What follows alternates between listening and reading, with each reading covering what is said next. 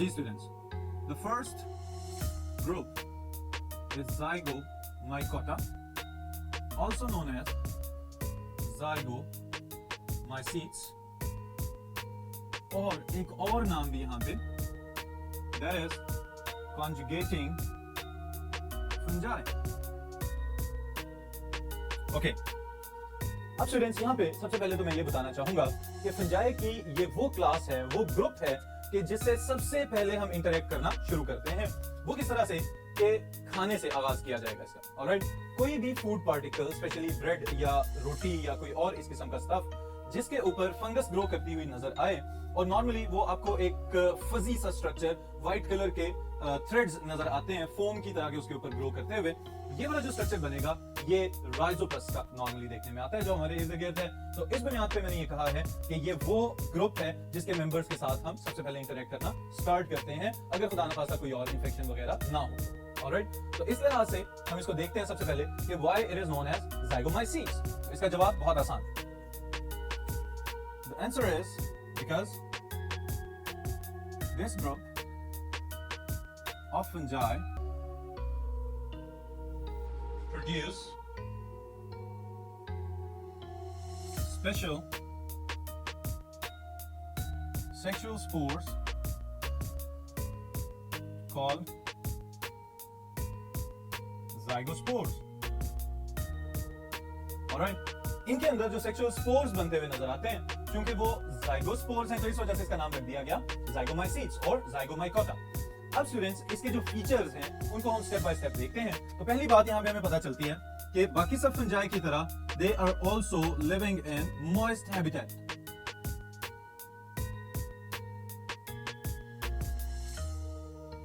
Alright, ज्यादातर नमी वाली जगहों के ऊपर फंगस बहुत तेजी से ग्रो करती है, और शेडी मैंने यहाँ पे लिखा है, कंप्लीटली डार्क नहीं लिखा। इसका मतलब ये है कि रोशनी की प्रेजेंस में जहां पे अगर टेम्परेचर भी थोड़ा सा ज्यादा हाई हो तो उस सूरत में इनके मेंबर्स बहुत तेज ग्रो शो कर सकते हैं। ऑलराइट, अगर हम इसके वेजिटेटिव स्ट्रक्चर की बात करें जिसमें इसके हाइफी को हम शामिल करते हैं, तो हम ये कह सकते हैं the hyphae in this group are aseptate.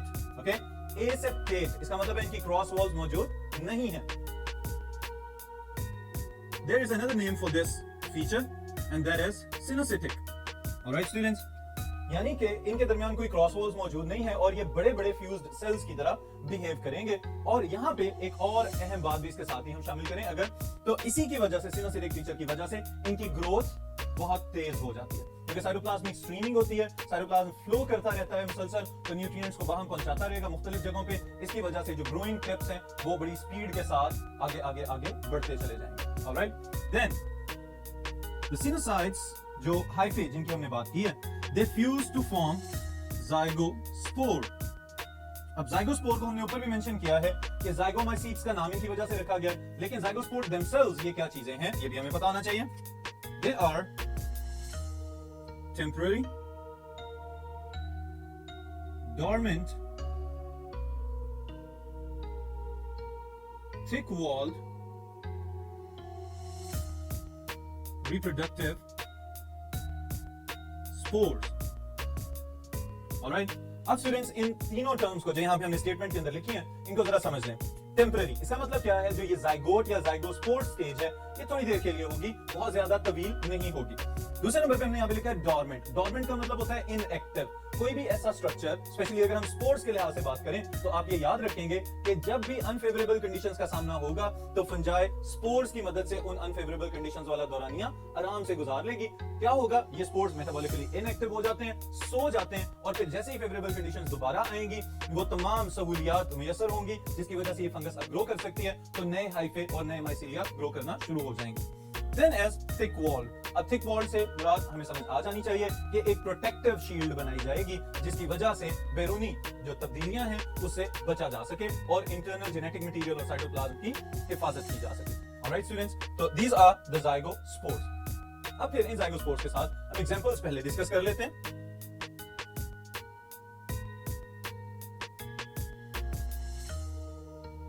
Examples में स्टूडेंट्स मैं ये दो एग्जांपल्स ले रहा हूं जो कि आपकी बुक में ऑलरेडी मेंशन है। One is Rhizopus and other one is Phyllodes. Alright, ये दो एग्जांपल्स हैं हमारे पास, Rhizopus the black bread mould and Pilobolus also known as the spitting fungus. Okay, अब यहां तक तो ये हो गई बेसिक फीचर्स की या प्रॉपर्टीज की बात। अब अगर हम लाइफ साइकिल की बात करते हैं कि how the zygospores they help the fungus, they help the Rhizopus to complete their life cycle, तो इसको हम देख लेते हैं अभी नेक्स्ट बोर्ड पे।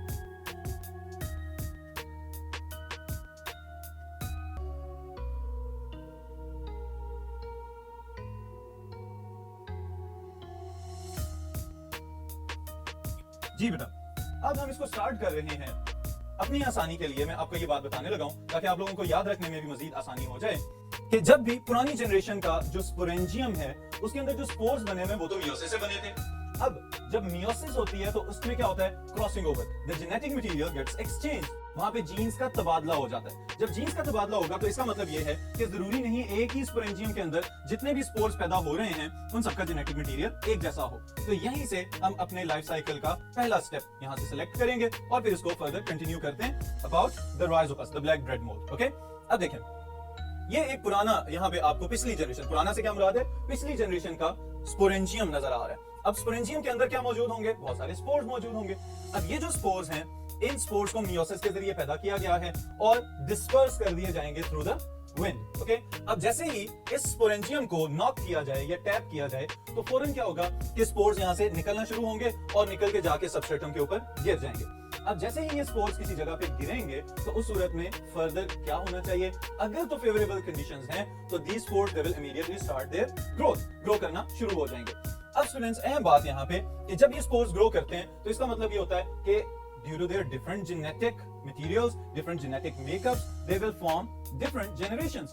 अब ये different generations genetically तो different हैं, but reproduction के लिए compatible हैं। इसका क्या मतलब है कि आपस में reproduce करके अगली नस्ल पैदा करने की सलाहियत रखते हैं, तो ये इनकी compatibility है क्योंकि जीनस और स्पीशीज वगैरह तो इनकी सेम है। ऑलराइट, अब क्या होगा कि ये ग्रो करेंगे, स्पोर्स जर्मिनेट करेंगे और फिर नए सिरे से इनके अंदर डिफरेंट टाइप के हाइफे बनना शुरू हो जाएंगे। अब इन हाइफे को मैं आपके लिए बता रहा हूं, यहाँ पे वो हाइफे कि जिनके ऊपर स्पोरेंजिया ग्रो करते हैं, they are known as sporangiophores, the stalk-like hyphae on which the sporangia grow to produce spores. They are known as sporangiophores. Very good. अब फिर उसके बाद दूसरे वो हाइफे जो जमीन के अंदर धंसे हुए हैं और जिनका काम है न्यूट्रिएंट्स को जज़ब करना, पानी को जज़ब करना और ऊपर वाले सारे स्ट्रक्चर को खुराक और पानी सप्लाई करना। They are known as rhizoids. इनको क्या कहेंगे, rhizoids.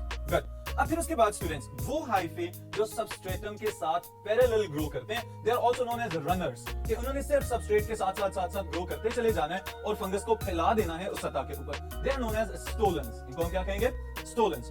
अब फिर यहाँ पे ये स्टोलेंस जो किसी भी सबस्ट्रेटम के ऊपर ग्रो कर रहे हैं, इन स्टोलेंस को अगर हम जूम करके देखें यहाँ पे अलहदा से तो हमें पता चलता है कि ये आहिस्ता आहिस्ता जो कंपैटिबल मेटिंग स्ट्रेन्स हैं फंगस के अंदर, चूंकि जेनेटिक मेकअप का डिफरेंस है तो इसलिए हम एक को प्लस स्ट्रेन कह देते हैं और एक को माइनस स्ट्रेन कह देते हैं। ये दोनों स्ट्रेन्स अपने अपने हाइफे को ग्रो करते हुए करीब करीब आना शुरू हो जाएंगे।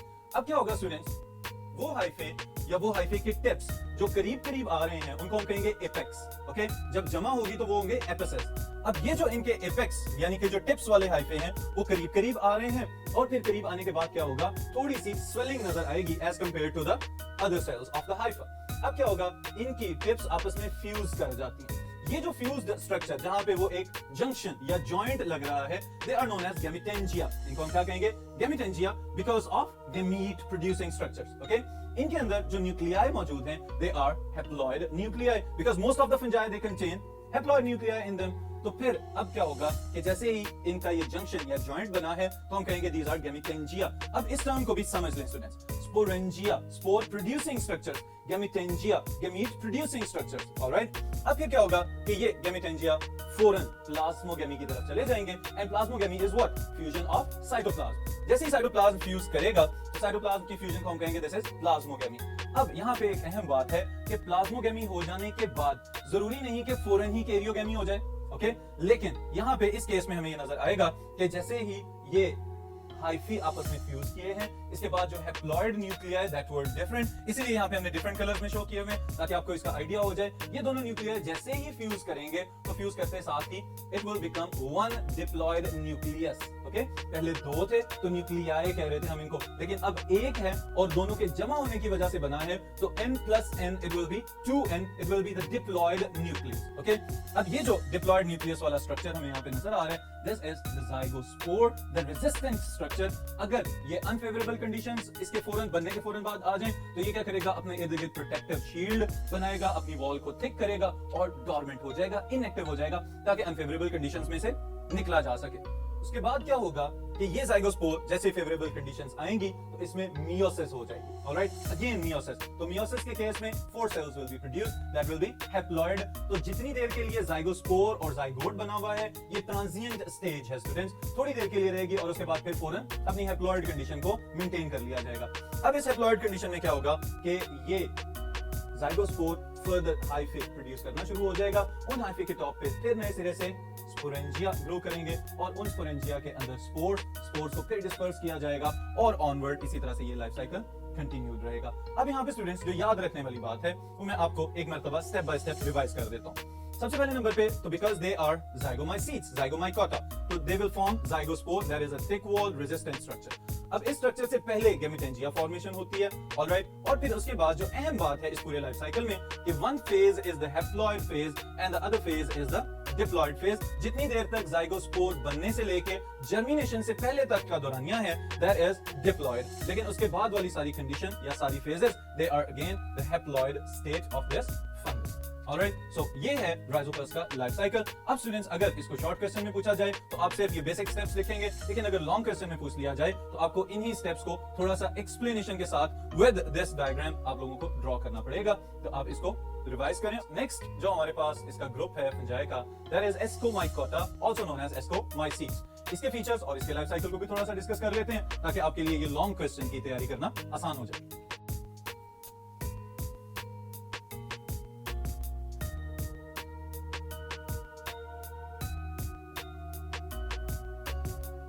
Escomycota, also known as Escomacetes and sac fungi. जी स्टूडेंट्स, अब अगर हम इसको डिटेल से डिस्कस करें तो सबसे पहले नंबर पे जो बात हमारे पास आती है वो ये है कि Escomacetes is the group of fungi that contains the maximum species. Okay? आपकी बुक के अकॉर्डिंग मैं वही वाला फिगर यहाँ पे लिखने लगा हूं. This is 60,000 species. Alright? और इसमें से भी 50% of them are involved in forming what? Lichens.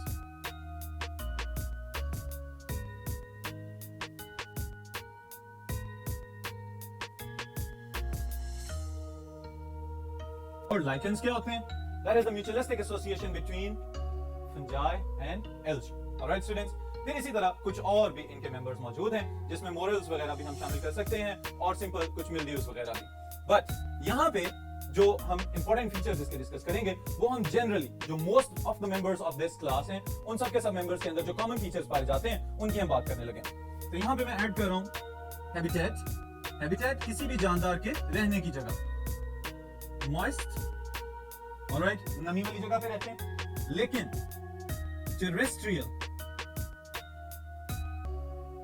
खुश्की के ऊपर रहने वाले. ओके, टेरेस्ट्रियल लिविंग ऑर्गेनिजम्स कौन होते हैं? वो जानदार जो खुश्की पे पाए जाते हैं, they are known as terrestrial living organisms.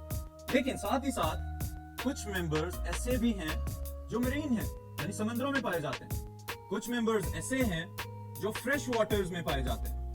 Alright students, fresh water से क्या मुराद है कि दरियाओं के और नहरों के और नदी नालों के अंदर जो कुछ इनके मेंबर्स पाए जा सकते हैं. तो ये इनके हैबिटेट्स हैं. इसका मतलब ये है कि it is a diverse group. इसके मुख्तलिफ इकसाम के मेंबर्स मुख्तलिफ किस्म के हैबिटेट्स में देखे जा सकते हैं, ऑब्जर्व किए जा सकते हैं. Then another important thing is dikaryotic hyphae. Alright, अब इससे क्या मुराद है? Di, two, karyotic, karyon से निकला है. इसके जो हाइफे के सेल्स हैं they contain 2 nuclei. Alright,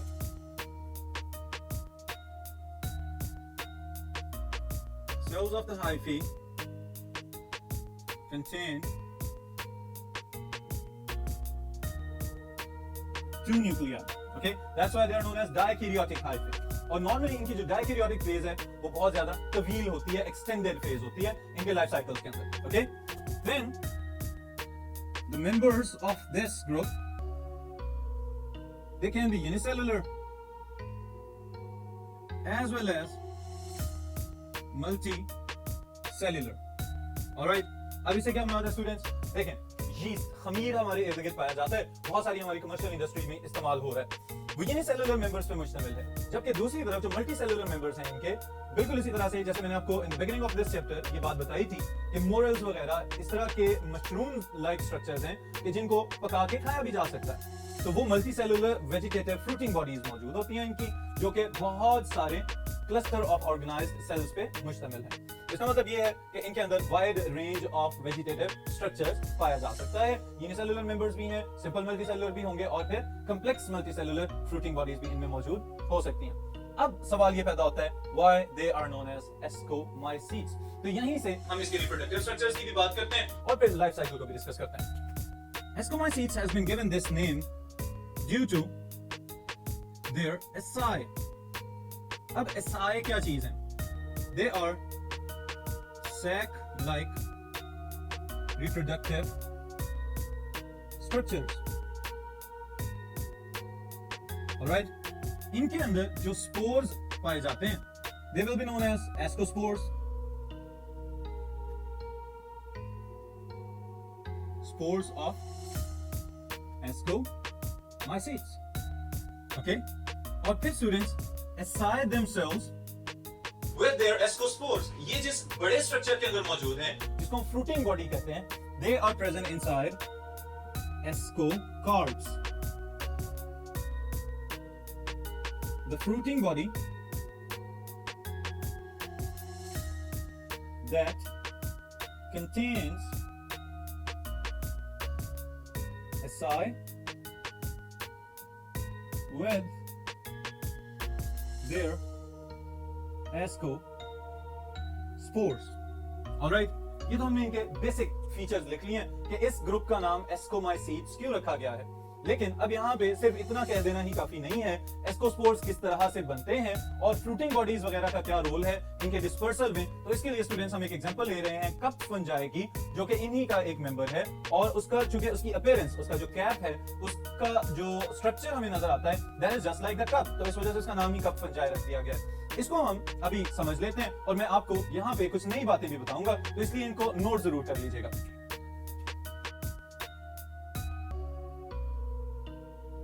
Life cycle of ascomycotes. Okay, ascomycotes, the members of ascomycota. जी स्टूडेंट्स, अब इसको समझने के लिए आप सबसे पहले तो ये देखें कि एस्कोमाइसीट्स के अंदर बेशतर मेंबर्स ऐसे हैं जो हैं तो हैप्लॉइड. ओके, उनके न्यूक्लियाई के पास जो नंबर ऑफ क्रोमोसोम्स हैं वो हाफ हैं, उनके पास वो फुल सेट ऑफ क्रोमोसोम मौजूद नहीं है. तो अब यहाँ पे अगर हम ये लेट्स से कि हमारे पास दो ऐसे हाइफे हैं which belong to different mating strains, जो खुद तो different mating strain से belong कर रहे हैं, लेकिन इन हाइफे के अंदर हैप्लॉइड न्यूक्लियाई मौजूद हैं. अब ये जो हैप्लॉइड न्यूक्लियाई इनके अंदर मौजूद हैं, ये किसी ना किसी जगह पे जाके प्लाज्मोगेमी और कैरियोगेमी अगर शो कर दें, तो उसके बाद क्या होना चाहिए? एक डिप्लॉयड सेल बन जाना चाहिए. बट इन एस्कोमाइकोटा ऐसा नहीं होता, क्योंकि अभी मैंने आपको ये बात बताई थी कि the dikaryotic phase is the lengthy phase in their life cycles. अब क्या होता है स्टूडेंट्स कि ये हाइफे यहाँ पे फ्यूज करते हैं, प्लाज्मोगेमी तो हो जाती है, but the karyogamy does not occur at that very moment. Immediately इसके अंदर कैरियोगेमी नहीं होती. जब कैरियोगेमी नहीं होगी तो इसका मतलब है nuclei they will coexist. Genetically they are still different, एक दूसरे से मुख्तलिफ हैं, लेकिन एक ही जगह पे रह रहे हैं. तो इसको हम कह सकते हैं now this stage is heterokaryotic dikaryotic stage. Alright, और फिर ये यहीं से ग्रो करना शुरू हो जाते हैं. अब क्या होगा, ये ग्रो करते चले जाएंगे और ग्रो करते करते फर्दर क्या होगा कि इनके अंदर सैक लाइक स्ट्रक्चर्स डेवलप होंगे, जिनका नाम हमने रखा है एसआई. अभी मैंने बताया आपको. अब ये जो एसआई, जो सैक लाइक स्ट्रक्चर्स हैं स्टूडेंट्स, इन सैक लाइक स्ट्रक्चर्स के अंदर क्या होगा, दीस न्यूक्लियाई दे विल फ्यूज. अब क्या हो गया, कैरियोगेमी. ओके, अब जैसे ये न्यूक्लियाई फ्यूज किए हैं तो एक न्यूक्लियस बनेगा and that will be the diploid nucleus. अब ये जो डिप्लॉयड न्यूक्लियस यहाँ पे बना है, after its formation it immediately undergoes meiosis. Okay, इसके अंदर रिडक्शन डिवीजन हो जाएगी और one cell will divide into 4 haploid cells. एक सेल 4 हैप्लॉइड सेल्स में तकसीम हो जाएगा. इस स्टेज के बाद आगे हमें नजर आता है कि यहाँ पे मियोसिस होने के बाद ये सेल्स फर्दर माइटोसिस कर लेते हैं। अब ये सारा काम हो कहां पे रहा है? एसआई के अंदर, ओके? वही एसआई जिसका इंडिविजुअल एस्कस, ओके, एक सैक लाइक स्ट्रक्चर जो रिप्रोडक्टिव स्ट्रक्चर है इन द एस्कोमाइसीट्स। अब क्या होगा कि जब 4 सेल्स में माइटोसिस होगी तो माइटोसिस की पहचान क्या है? 1 cell divides into 2 and the genetic material or number of chromosomes remains same. अब क्या होना चाहिए कि 1 cell will divide into 2, so 4 cells will divide to make 8 cells, okay? अब ये जो 8 cells यहाँ पे बन रहे हैं, they are the ascospores. अब ये यहाँ पे रहेंगे, उसके बाद इनको मैच्योर किया जाएगा, फिर जैसे फेवरेबल कंडीशंस आएंगी तो फौरी तौर पे इनके एसआई रप्चर हो जाते हैं और रप्चर होने के बाद these ascospores they are released. अब ये ascospores जहां पे गिरेंगे वहां से फिर नए सिरे से फंगस की ग्रोथ शुरू हो जाएगी। Right, students? So this is a general review about the life cycle of ascomycotes, members of the ascomycota. इसके बाद जो एक और अहम बात स्टूडेंट्स मैं यहाँ पे आपको बताता चलूं कि ये जो सारा लाइफ साइकिल हमने देखा है अभी, this is about the sexual spores, ascospores. लेकिन क्या ascomycetes के अंदर asexual spores भी पैदा होते हैं? Yes. और इनका क्या नाम होता है? They are conidia. Okay? Conidia are asexual spores produced by members of ascomycota. अब यहाँ पे एक सवाल मैं आपसे पूछना चाहूंगा कि क्या कोनिडिया सिर्फ एस्कोमाइकोटा के मेंबर्स में पैदा होते हैं? They are asexual spores for sure. Cut off endings होते हैं, टिप के ऊपर जाके बनते हैं और उसके बाद वहीं से डिटैच कर दिए जाते हैं। लेकिन क्या सिर्फ एस्कोमाइकोटा के अंदर कोनिडिया बनते हैं? इसका जवाब आप तलाश करें और फिर मुझे इसका फीडबैक दीजिएगा नेक्स्ट सेशन में, ओके? यहाँ पे अब जो लास्ट मेंबर हम डिस्कस करेंगे of ascomycota, there is yeast.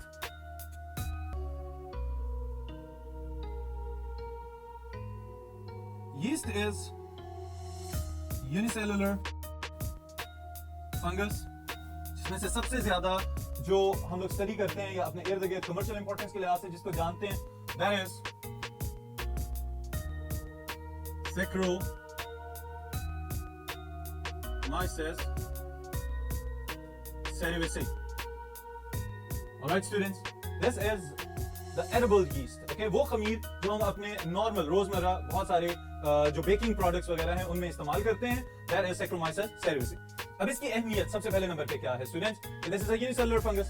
इसके अंदर जो माइटोटिक अपरेटस फॉर्मेशन है वो एसिमेट्रिकल होती है, जिसकी वजह से इसके ऊपर जो आउटग्रोथ्स बनती हैं वो हमेशा एसिमेट्रिकल होती हैं। तो इसलिए हम कहते हैं कि यीस्ट रिप्रोड्यूस बाय बडिंग।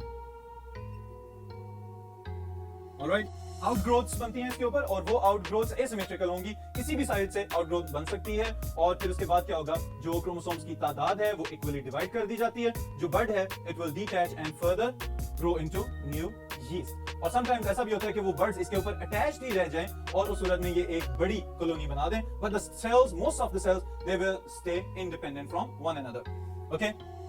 फिर उसके बाद स्टूडेंट्स जो एक और अहम बात है वो है fermenting ability of the yeast. हम कह सकते हैं कि अगर यीस्ट से फर्मेंटेशन करवाई जाए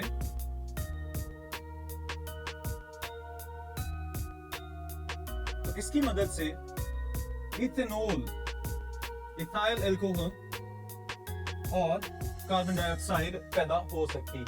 तो इस सूरत में भी स्टूडेंट्स ये फर्मेंटेशन के लिहाज से भी इंपॉर्टेंट है। बहुत सारी ब्रूरीज में इसको इस्तेमाल किया जा सकता है और तो और जेनेटिक रिसर्च के अंदर भी इसका बहुत डीपली मुताला किया गया है, इसके रिप्रोडक्टिव नेचर को, इसके यूनिसेलुलर डोनर और रेसिपिएंट बिहेवियर को और बहुत सारे सेलुलर फीचर्स को। So this is all about today's session. फिर इसके बाद इंशाल्लाह ताला जो नेक्स्ट ग्रुप्स हैं स्टूडेंट्स उनकी डिटेल हम डिस्कस करेंगे।